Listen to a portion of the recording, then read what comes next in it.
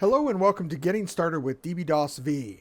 This is step 2, installing and configuring your dbDOSv environment. It's really easy. Let's get started.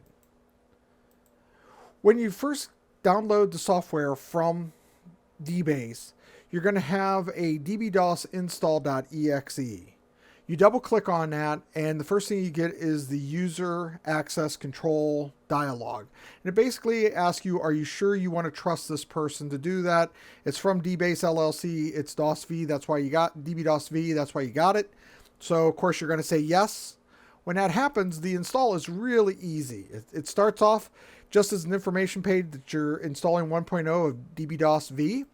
Then it's going to ask you to say accept the license agreement. It's going to put it in the group of dbDOSv on your start menu. Ask if you want to create a desktop application or desktop icon, and you definitely do. It then reviews all the settings for you. It starts the install when you hit the install key.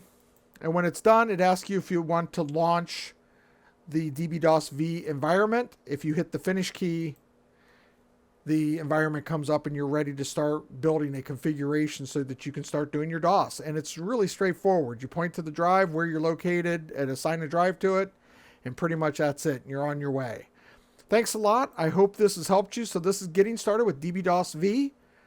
Step 2 is now complete. Have a good one. Bye-bye.